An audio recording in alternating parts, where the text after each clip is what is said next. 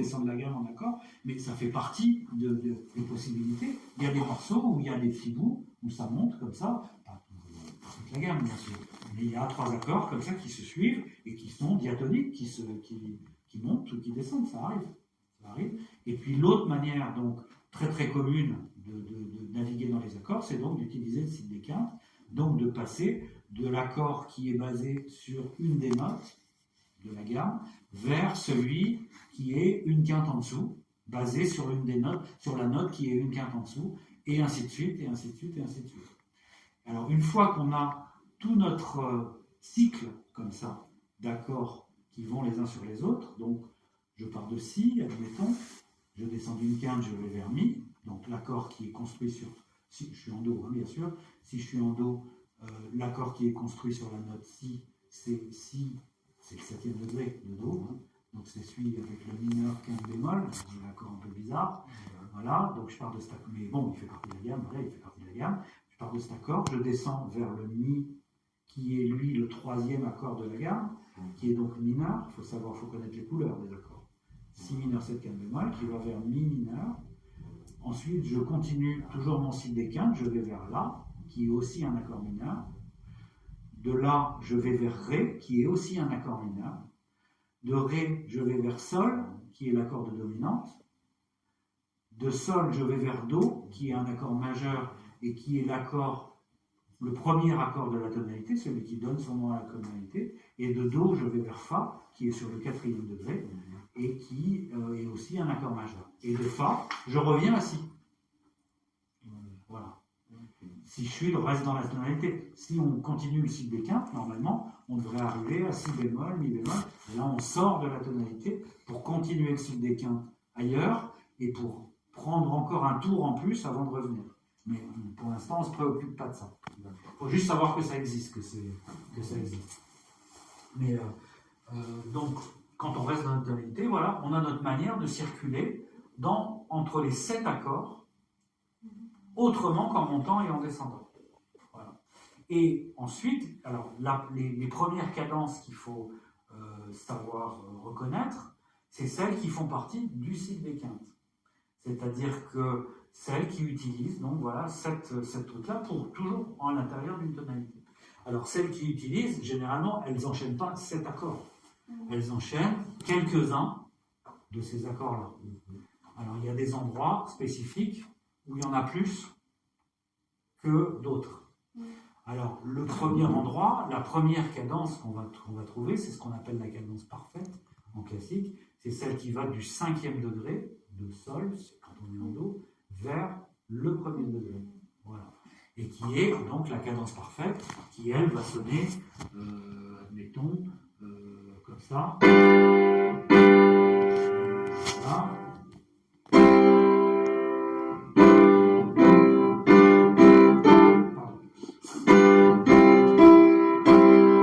Okay. Qui est voilà, la première cadence, qui sonne comme ça en classique. Si on essayait de la jazzifier quelque part, il faudrait lui mettre des petites couleurs supplémentaires, des petites guirlandes. Admettons qu'on pourrait faire ça comme ça.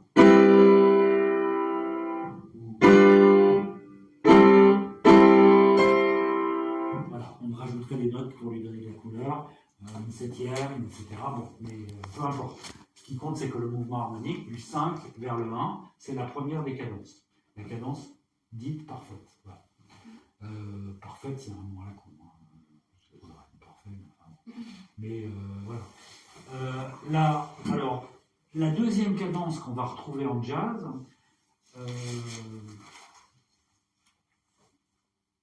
non, plutôt d'abord, on va rester un petit peu en musique classique. Ben justement, je me demande si on ne parle pas à un moment donné. Ah bah si, voilà, justement. Ah bah ouais, je vais vous le filer, comme ça serait très bien.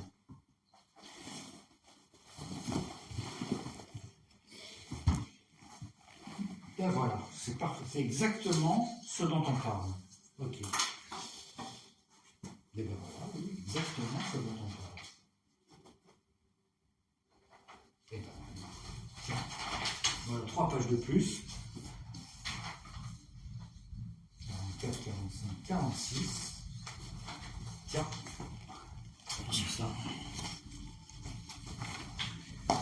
44, 45, 46. Voilà. Donc justement, là, donc quand on prend la 44, donc la première, donc il y a marqué enchaînement des accords, là, bah, c'est exactement ce que je viens de vous jouer, c'est-à-dire le Fa qui va vers le Si, qui va vers le Mi, qui va vers le La, qui va vers le Ré, qui va vers le Sol, qui va vers le Do. Et on laisse tomber le Do 6 à la fin. Je ne sais pas pourquoi il a mis ça d'ailleurs. Peu importe. Voilà. Donc on a nos 7 accords, hein, Fa, Si, Mi, La, Ré, Sol, Do. Mais quand on arrive au Do, on recommence au Fa. L'accord qui suit Do, c'est Fa. Voilà. Donc en fait, il faut voir ça comme c'est pas comme une ligne comme ça qui arrive à un point, mais en réalité comme un cycle. Sauf que le Do, là, le Do, généralement, comme c'est le premier degré de la tonalité, celui qui donne son nom à la tonalité, bien souvent, c'est ça qu'on va choisir comme point d'arrivée. Parce que quand on joue un morceau en Do, en réalité, on arrive vers Do. Ce qui détermine la tonalité d'un morceau, c'est le point d'arrivée. C'est la fin du morceau. Le dernier accord du morceau, c'est ça la tonalité. Donc, ça veut bien dire que le 1, c'est le point d'arrivée général. Après, avant, dans le morceau, on peut passer par plein d'endroits. Mais voilà. Donc c'est pour ça qu'on a mis la cadence de telle manière qu'on arrive vers Do. Généralement, c'est ce qu'on cherche à faire. Alors, la cadence parfaite, donc c'est le Sol 7 qui est avant et qui va vers le Do. Et puis, avant ça, si on remonte un petit peu, on va obtenir plusieurs types de cadences. Le Ré mineur 7 qui va sur le Sol 7 qui va sur le Do, que vous pouvez voir avec de deux manières en plus, c'est royal, avec deux positions d'accords possibles. Donc la position fermée, serrée, qui va faire comme ça, qui fait comme ça, et puis une autre position en dessous, ce qu'il appelle position ouverte. Je découvre un peu avec vous. Hein. C'est comment oui, sur le Ré. Ré, La, Fa. Ah oui, c'est ça. Ok, et après.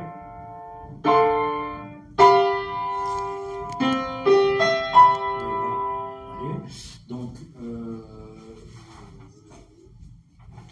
Donc, la deuxième cadence qu'on va rencontrer souvent en jazz, c'est donc celle qui inclut un accord de plus. Ré mineur, Sol 7, Do majeur. C'est ce qu'en jazz, les gens appellent le 2-5-1, c'est donc le deuxième degré de la tonalité, qui va vers le cinquième degré de la tonalité.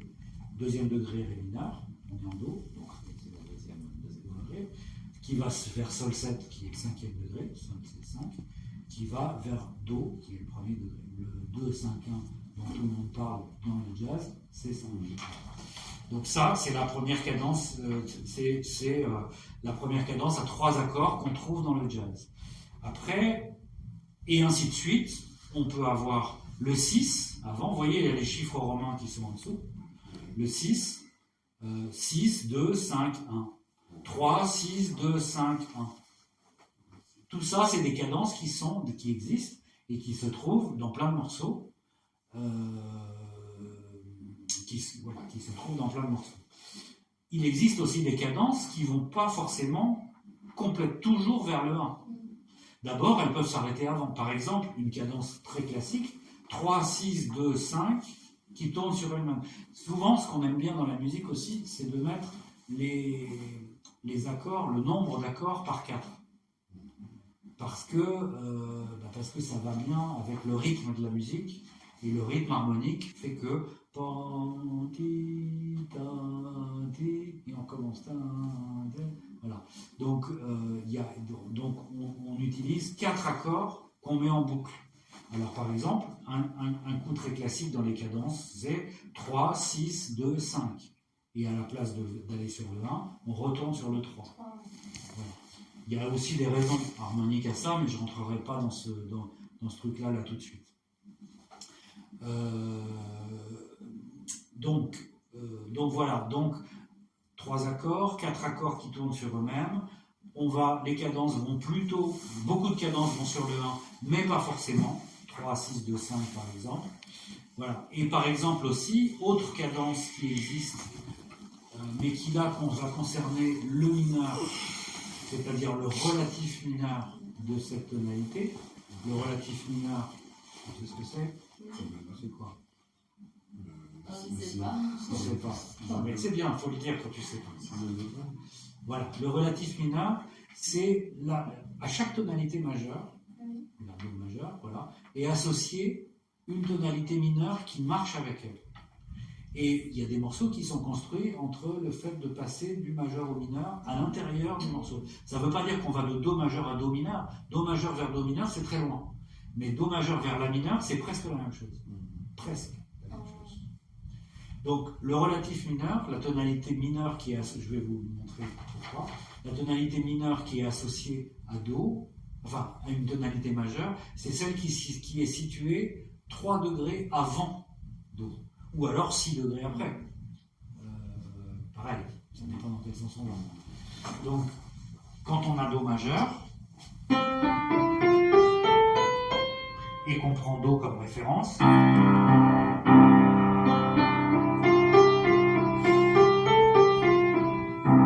entend bien qu'on est en majeur, quelle que soit la mélodie que je fais.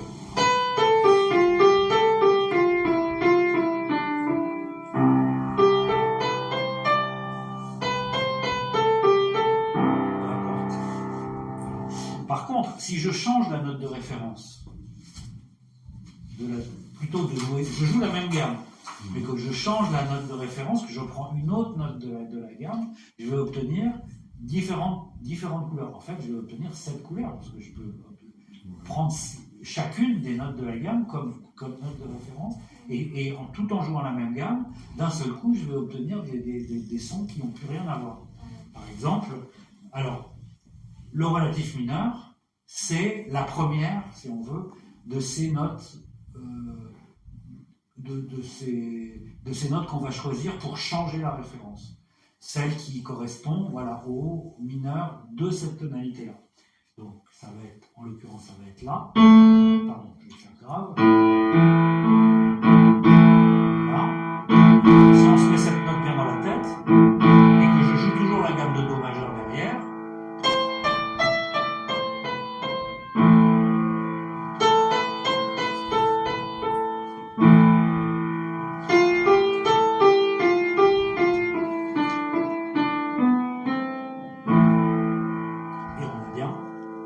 un morceau qui est en mineur. Voilà. Donc, quand on passe au relatif mineur, donc là, Do majeur vers La mineur, eh bien, le La mineur, il devient le 1. Mais c'est un La mineur, bien sûr. C'est plus... Parce que finalement, le point d'arrivée, puisqu'on est en mineur, puisqu'on a décidé d'être en mineur, on n'arrive plus en Do majeur, puisqu'on est en mineur. On arrive en La mineur. Donc le La mineur... le Do majeur, c'est le vrai 1 de la tonalité majeure, mais en même temps, puisqu'on est en mineur, on va considérer que le 1, ça devient le La. Et donc, dans ces cas-là, il va falloir tout décaler. Et ce 1, il aura un 5e degré, et il aura un 2e degré, par exemple. Si on veut faire un 2-5-1 en mineur, ça va être possible. Mais, et pareil, alors le cycle des quintes, il reste, lui. Donc, ce qui est une quinte avant le La, c'est le Mi, qui va sur le La. Et avant le Mi qui va sur le La, il y a le Si qui va sur le Mi, qui va sur le La. Alors on reprend nos accords là, et on a notre Si mineur 7 quinte bémol qui va être le 2, notre Mi mineur qui va être un 5, qui va être le 5, et notre La mineur qui va être le 1. Parce qu'on a décidé qu'on était en mineur, et qu'on a décidé de transformer ce 6 qui était le La en 1, puisque on veut résoudre en mineur.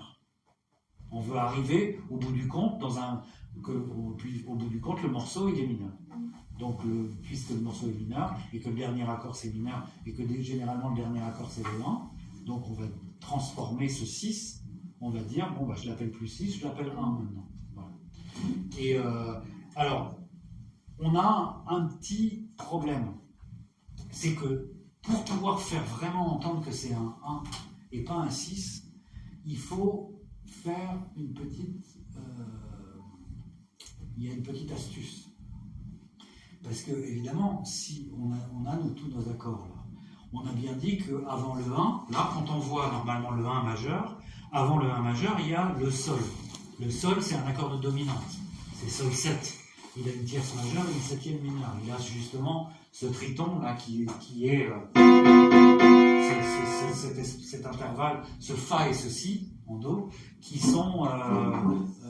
lui donnent sa caractéristique qu'il partage avec aucun autre accord. Dans la gamme, il y a des accords mineurs. Il y en a 3. Que je dise pas de bêtises. Non, oui, il y a 3 accords mineurs. Il y a 2 accords majeurs. Le premier degré, il est majeur. Donc là, deuxième degré, il est mineur. Troisième degré, il est mineur. Quatrième degré, il est majeur. Cinquième degré, il est dominant, on le laisse à part. Sixième degré, il est mineur. Septième degré, il est mineur septième bémol, on le laisse à part. Donc on a 5 accords qui sont soit majeurs, 2 majeurs, 3 mineurs, et 2 accords qui sont ni l'un ni l'autre. Le 5 et le 7. Et alors le 5 parce que il a une tierce majeure mais une septième mineure, donc voilà. Et le 7 parce qu'il est mineur, il a une tierce mineure et une septième mineure, mais par contre il a cette quinte bémol qui est pas une quinte normale et qui fait qu'il ne rentre pas exactement dans les catégories des autres, alors que les autres ils sont vraiment tonique, tierce majeure, quinte juste, septième majeure quand ils sont majeurs, ou tonique, tierce mineure, quinte juste, septième mineure quand ils sont mineurs. Donc la tierce et la septième, pour les 5 autres, soit elle est majeure, soit elle est mineure, mais les deux le sont, et la quinte elle est toujours juste. Sauf pour ces 2 accords-là.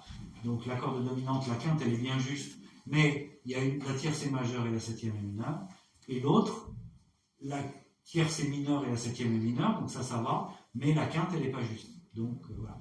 Donc, et alors, quand on a une cadence et qu'on va résoudre sur un premier degré, ce qui dit qu'on arrive sur le premier degré, ce qui dit pour les oreilles, hein, c'est pas nous qui décidons, nos oreilles, elles savent des choses que notre tête ne sait pas. On entend les choses, on a grandi dans la musique, en entendant de la musique, et on sait que quand on entend un accord de dominante, sûrement derrière, il y a un 1 qui arrive. Mais pourquoi justement, c'est ce dont on parle ici. Voilà. Parce que l'oreille le sait, mais la tête ne le sait pas. Voilà. Donc, pour pouvoir faire entendre qu'on va sur un 1, il faut qu'il y ait le meilleur drapeau pour dire qu'on va sur un 1 et pas sur autre chose, c'est d'avoir un accord de dominante avant. Or là, quand on veut arriver sur notre La mineur qui est devenu 1, puisqu'on a décidé qu'on était en mineur, voilà, on a notre accord qui est sur son 5e degré avant, mais l'accord c'est Mi mineur, et pas Mi de dominante. Il a une tierce mineure. Et si on garde un Mi mineur, on va avoir les oreilles vont pas comprendre qu'on va sur la mineure. Ils vont comprendre. Si, les oreilles vont comprendre qu'on va sur la mineure, mais elles vont pas comprendre que la mineure c'est un 1. Elles vont penser que la mineure c'est un 6. Parce que c'est pas un accord de dominante. Voilà. Alors il va falloir, pour faire en comprendre qu'on va sur le 1, que le La mineur c'est un 1, il va falloir transformer ce Mi mineur en Mi 7. Donc il va falloir lui changer une note. Changer sa tierce, c'est la montée d'un mi-ton pour faire comprendre qu'on va, que l'accord d'après c'est un 1. C'est-à-dire que, voilà, si donc on est en Do toujours, voilà, donc si je joue mes accords, comment est-ce que je vais faire ça? Mais voilà, mon Si mineur 7e bémol,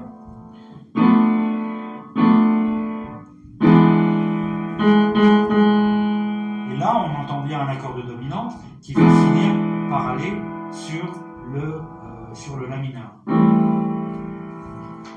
Et là, on comprend que on est bien sur un 1. Parce qu'avant, on avait... Alors que si je joue...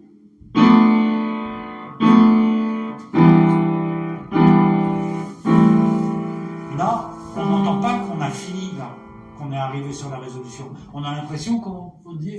ouais, et après, il se passe quoi? Et les autres, on a l'impression qu'on est loin de la résolution. Vous voyez ce que je veux dire ou pas? Vous l'entendez ou pas?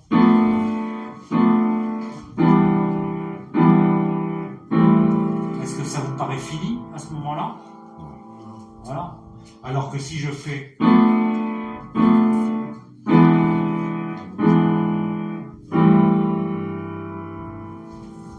beaucoup plus. Parce que, à cause de cette note que j'ai transformée. Et si, d'ailleurs, si je la garde après dans la résolution, ça marche aussi.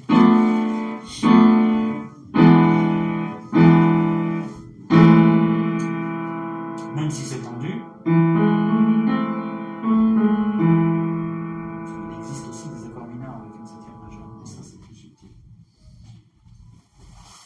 Donc voilà, donc les premières cadences, donc c'est dans le cycle des quintes, en sachant que normalement ça fonctionne en majeur, mais que quand on fonctionne en mineur, il va falloir déplacer le 1, transformer l'accord d'avant en une dominante qu'on va appeler souvent même dominante secondaire, mais je reviendrai sur le problème des dominantes secondaires, parce que après on peut créer des dominantes secondaires pour beaucoup de choses. Mais là, c'est la première fois qu'on en crée une, c'est pour passer au relatif mineur. Par exemple, si vous connaissez bien sûr...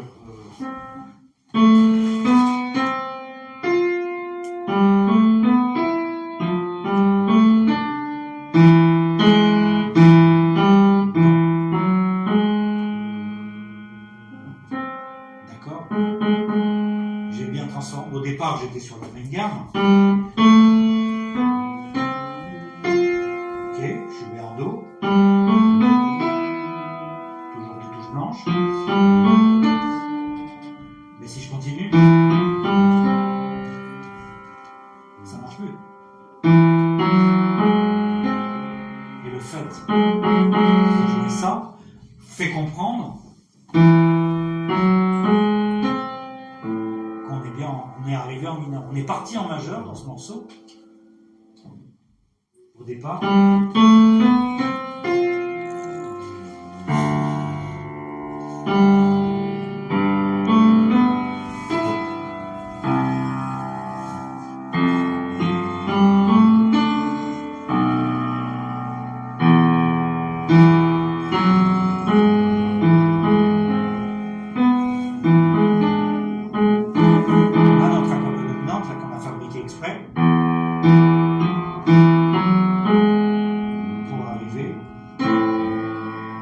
Et là, on arrive à la fin de la séquence, à la fin de la phrase, et on sait qu'on est passé du majeur au mineur. Donc, on était en majeur. À un moment, on a mis cet accord, cet accord de dominante qu'on a fabriqué et qui a comme agité un grand drapeau rouge en disant attention, attention, attention, on n'est plus en majeur maintenant, on va aller là. La dominante, ça sert à ça, à dire on va résoudre là, on va résoudre. Alors, on verra que, si vous lisez les trucs, là vous verrez que au départ, là, il y a des cadences parfaites, et puis après, on a des cadences imparfaites, des cadences rompues, des demi-cadences, etc. On en parlera, si vous voulez, après. Mais il arrive que, aussi, l'accord de dominante criant tellement fort qu'on va aller vers le 1 derrière, on peut tirer le tapis sous les pieds de l'accord et le faire se casser la gueule en disant « non, et hop, surprise, c'est pas là qu'on va ». Mais ça ne veut pas dire que au départ, l'accord de dominante, il dit on va là, on va là, on va là, on va là. Et c'est là qu'on va et pas ailleurs. Et si on décide de créer une surprise et d'aller ailleurs, pas n'importe comment bien sûr, mais d'aller ailleurs, l'oreille croit qu'on va aller là et à la dernière seconde, oh surprise, c'est pas là qu'on va. Mais ça ne veut pas dire que l'accord de dominante ne disait pas qu'on allait aller quelque part. Il disait pas là où on va finir. Il disait qu'on va aller là où on doit aller et c'est qu'à la dernière seconde que, hop, changement de direction. Mais voilà. Donc cet accord de dominante, il a une valeur très très forte et c'est l'accord le plus important d'une tonalité parce que c'est lui qui dit où est le 1. Il sait pas le 1, mais c'est celui qui dit où il est. Bon, on fera la suite. T'as pas cours là. T'as pas cours là.